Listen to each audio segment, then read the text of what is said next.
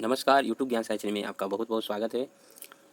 Waste Bengal board के कक्षा छठवीं का हमारी पृथ्वी यानी कि ज्योग्राफी के प्रथम पाठ सूर्य तारों से भरा आकाश का अध्ययन करेंगे। इसमें हम लोग मुख्य मुख्य चीज़ें जो हैं उनके बारे में जानते हैं, जिससे आपको प्रथम पाठ के जो उद्देश्य है समझाने का वो आप समझ पाएंगे। चलते हैं मुख्य बिंदुओं पर। सूर्य तारों से भरा आकाश पाठ का ही नाम है। इसमें हम नीचे की धरती यानी भूगोल के बारे में नहीं पढ़ेंगे, खगोलीय पिंडों के बारे में जानकारी प्राप्त करेंगे, यानी कि ग्रह, नक्षत्र, उपग्रह, धूलकण इत्यादि जैसे चीज़ों के बारे में पढ़ेंगे। पहले आप जान के रखिए, जो करोड़ों करोड़ ज्योतिष अर्थात ग्रह, उपग्रह, नक्षत्र, ग्रहपुंज, धूलकण, गैस, इन सब से जो मिला हुआ चीज़ों को हम शून्य स्थान कहते हैं, और इन सब को मिलाकर हम क्या कहते हैं? महाविश्व। शून्य स्थान को हम इंग्लिश में स्पेस कहेंगे और महाविश्व को हम यूनिवर्स कहेंगे। महाविश्व का निर्माण करोड़ों करोड़ों वर्ष पहले धूल गैसों से बना है, और इन्हीं से फिर क्या हुआ है? नक्षत्र, ग्रह, उपग्रह, धूमकेतु इत्यादि का निर्माण हुआ है। ये सभी आपस में गतिशील है और एक दूसरे से हटते जा रहे हैं। ये जो आप पीले रंग की जो बॉक्स में बनाए हुए हैं, इस पर थोड़ा ध्यान देते हैं। जिस तरह हम अभी रात्रि ताराओं से भरे आकाश का निरीक्षण करते हैं, उसी तरह हजारों हजार वर्ष पहले भी मनुष्य सूर्य, चांद, तारा, छायापथ, धूमकेतु उनके जैसे खगोलीय पिंडों को जानने की चेष्टा करता था। उस समय विज्ञान का बहुचर्चित विषय था ज्योतिष विज्ञान।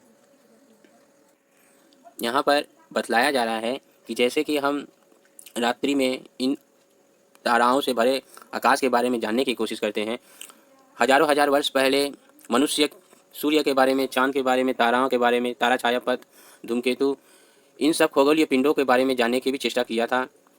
और इसको जानने की जो विज्ञान, इसको क्या कहते हैं? बहुचर्चित विज्ञान विषय ज्योतिर्विज्ञान। क्या कहते हैं? ज्योतिर्विज्ञान। अगला लाइन जो है, सूर्य, चांद, तारों की निश्चित गति देखकर सटीक दिशा का निर्धारण किया जाता था। साथ ही दिन, महीना, वर्ष, समय, गणना सब तिथियों की जाती थी। इसी से हम लोग ज्योतिर्विज्ञान के जरिए से सूर्य, चांद, ताराओं की जो गति का सही दिशा पता लगा लेते थे। इसी के जरिए से दिन, महीना, वर्ष, समय, गणना तथा तिथि भी की जानकारी प्राप्त करते थे। कंपास, घड़ी और कैलेंडर का काम आकाश देखकर ही होता था। आज हम लोग का दिनों का नाम भी जो है ग्रहों के नाम पर ही रखा गया है। ऋतुओं के हिसाब से महीनों का नाम है, महीनों के बनाया हुआ है। इस तरह से हम लोग इन सभी चीज़ों से जुड़े हुए हैं। दूसरा जो है निहारिका। निहारिका क्या है?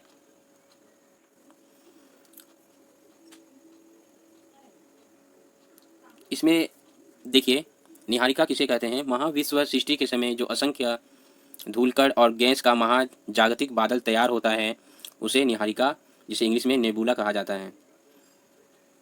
बादल जो तैयार होता है धूलकण और गैस का, उसे हम निहारिका कहते हैं। इस निहारिका से ही तारा अथवा नक्षत्रों का जन्म हुआ है। ये याद रखिए। महाविश्व सृष्टि के प्राय 10 लाख वर्ष बाद गैसीय पदार्थों में जमाव होना शुरू होता है और उसके मध्य मध्य में शून्य स्थान तैयार होता है। महाविश्व के बनने के 10 वर्ष बाद गैसीय पदार्थों का जमा होना शुरू हुआ, और उसके बाद जो मध्य बीच बीच में जो शून्य स्थान तैयार होता है, जमे हुए पदार्थ से तीव्र गति से एक दूसरे के साथ मिलकर विशाल आकार का एक ज्वलंत नक्षत्र जन्म होता है। ठीक है, तो नक्षत्रों का निर्माण कैसे हुआ हम लोग जान गए। अब आगे बढ़ते हैं। छायापथ, जिसे हम इंग्लिश में कहते हैं गैलेक्सी। लाखों लाख नक्षत्रों से छायापथ का निर्माण होता है। सूर्य, पृथ्वी और असंख्य ग्रहों को मिलकर एक आकाश गंगा का निर्माण होता है। गैलेक्सी का निर्माण लाखों लाख नक्षत्रों से गैलेक्सी का निर्माण होता है, यानी छायापथ का निर्माण होता है, और सूर्य, पृथ्वी और असंख्य ग्रहों को मिलकर एक आकाश गंगा का निर्माण होता है। छायापथों की आकृति घुमावदार, गोलाकार इत्यादि कई तरह की होती है। लगभग 10,000 करोड़ नक्षत्र धूलकण गैस से बनी आकाशगंगा एक विराट घुमावदार छायापथ है। कितना है इसमें? 10,000 करोड़। आकाशगंगा में नक्षत्र धूलकण गैस से बनी आकाशगंगा कैसी है? घुमावदार एक छायापथ है। ये जो घूम रही है ऐसे ऐसे वो है, ठीक है। तो छायापथ किसे कहते हैं? लाखों लाख नक्षत्रों से निर्माण को छायापथ कहते हैं। और आकाशगंगा किसे कहते हैं? सूर्य, पृथ्वी और असंख्य ग्रहों को मिलाकर आकाशगंगा होता है, ठीक है। आगे बढ़ते हैं।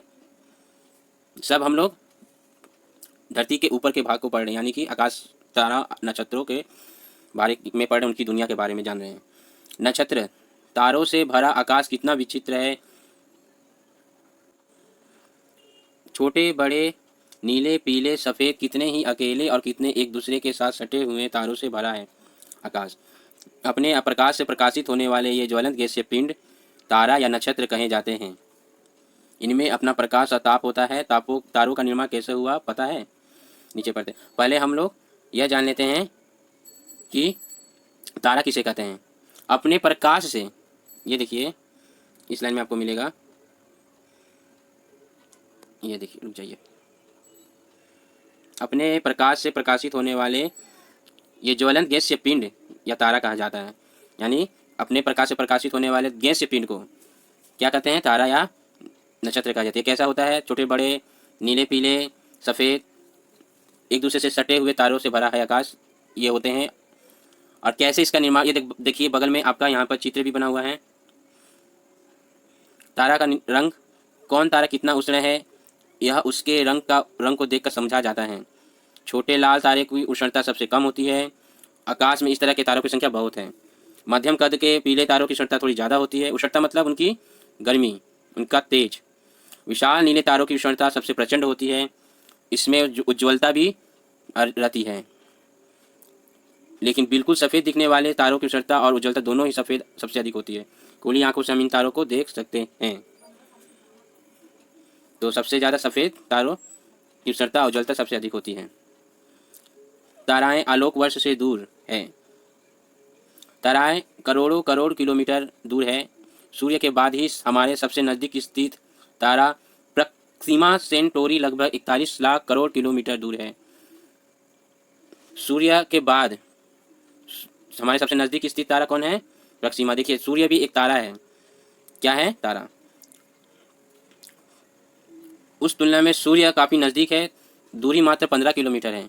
सूर्य की दूरी कितनी दूरी है हमारे पृथ्वी से? 15 किलोमीटर। इसलिए सूर्य एक बड़े आग गेंद की तरह दिखाई पड़ता है। सूर्य से पृथ्वी तक प्रकाश पहुंचने में 20 सेकंड का समय लगता है। अर्थात वायु शून्य अवस्था में प्रकाश का प्रतिवेग 1 सेकंड में 3 लाख किलोमीटर है। मैंने 1 सेकंड में 3 लाख किलोमीटर के वेग से आती है धरती पर। इस प्रतिवेग 1 वर्ष में प्रकाश की जितनी दूरी तय करता है उसे आलोक वर्ष कहते हैं। 1 वर्ष में इसकी दूरी को हम लोग क्या कहते हैं? आलोक वर्ष कहते हैं। तो पृथ्वी के सबसे नज़दीक सबसे तारा कौन है? सूर्य है। और उसकी दूरी कितनी है? पृथ्वी से 15 किलोमीटर। कितना समय लगता है? 20 सेकंड का समय लगता है सूर्य का प्रकाश पृथ्वी पर पहुंचने में। और 1 सेकंड में 3 लाख किलोमीटर गति तय करती है। और प्रतिवेग 1 वर्ष में प्रकाश जितनी दूरी तय करती है उसे क्या कहते हैं? लाइट ईयर कहते हैं, यानी कि आलोक वर्ष कहते हैं। ज्योतिर्विज्ञान ही इस सब चीज़ों का माप कर लेती है। यहाँ पर देखिए, ज्योतिर्विज्ञान महाविश्व के विभिन्न नक्षत्र छायापथ की दूरी या आलोक वर्ष एक ही परिमाप करता है। इस तरह से परिक्रमा सेंटोरी की दूरी पृथ्वी से 4.2 आलोक वर्ष दूरी है। तो इसमें से कुछ मुख्य जो प्रश्न हैं हम लोगों ने जाना उत्तर के साथ। आगे बढ़ते हैं। नक्षत्र मंडल।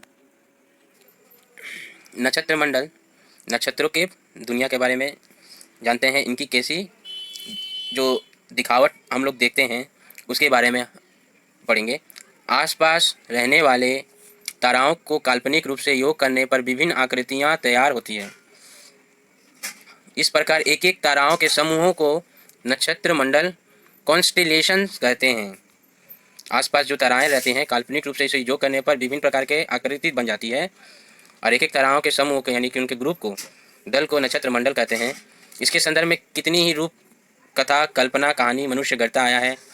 उत्तर आकाश में 7 उत्तर आकाश में 7 उज्ज्वल तारा जिसे हम सप्तर्षि मंडस कहते हैं। आकाश की दूसरी तरफ अंग्रेजी में एम अक्षर के जैसे कासियोपिया है। क्रूज सिंह की भांति वायुमंडल और अपूर्व सुंदर नक्षत्र पुंज की कालपुरुष के रूप में कल्पना की गई है, प्राचीन कहानियों के एक साहसी शिकारी के समान। ये जो आप देख पा रहे हैं, ये दूर से देखने पर आप इन्हें कालपुरुष नाम का एक साहसी शिकारी था उसके रूप पर कल्पना की गई है।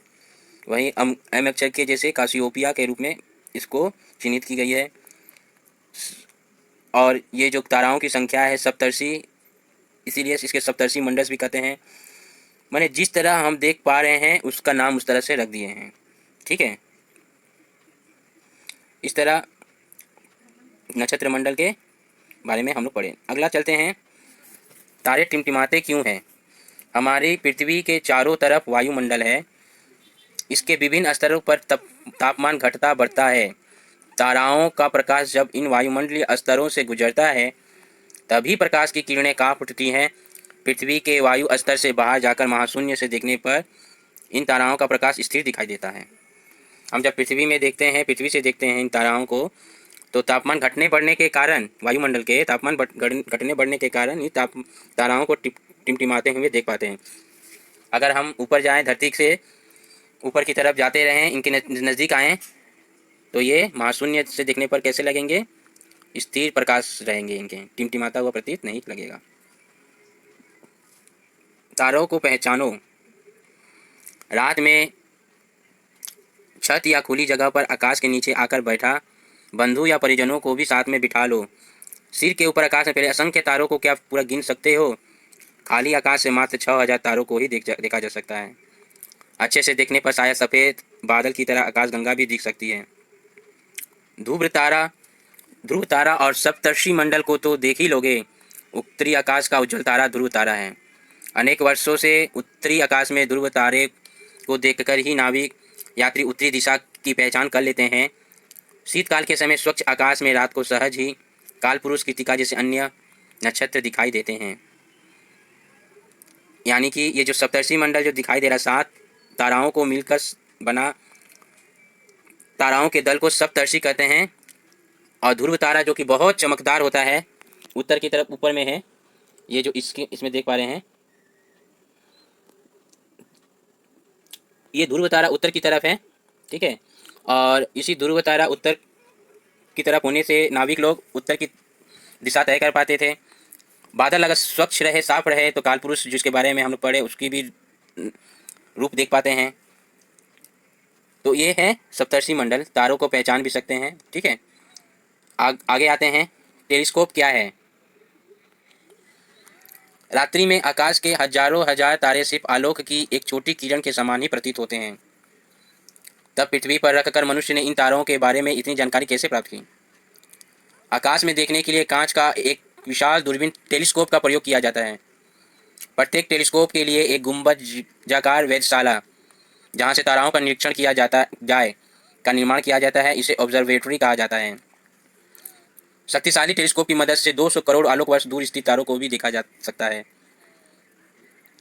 यानी कि टेलीस्कोप क्या है? एक दूरबीन है जिसको हम धरती में रहकर, यानी कि एक गुंबजाकार वेधशाला जहाँ पर ताराओं के बारे में निरीक्षण करके इस दूरबीन के जरिए से हम इस ताराओं के बारे में जान पाते हैं, देख सकते हैं। इस शक्तिशाली दूरबीन के जरिए से हम 200 करोड़ दूर तक फैले ताराओं के बारे में ताराओं को देख सकते हैं। 200 करोड़ दूर स्थित ताराओं को इस टेलीस्कोप की मदद से देख सकते हैं। आगे आते हैं, ये जो खेल है ज्योतिष विज्ञानों के मज़े का खेल, ये आप देखकर खुद खेलिए और जानिए। चित्र बनाओ, आप देखिएगा। इसके बाद आपका सौर जगत, सोलर सिस्टम के बारे में जानेंगे, जो कि अगले पार्ट में हम लोग जानेंगे इसके बारे में, ठीक है। अभी तक के लिए इतना ही। आगे की जानकारी के लिए आप ज़रूर से ज़रूर पार्ट 2 वीडियो देखिएगा। इसी के बारे में आपको अच्छा तरह से बतलाया जाएगा इस पाठ के बारे में, और जिससे आप पूरे पाठ को अच्छी तरह से समझ पाइएगा।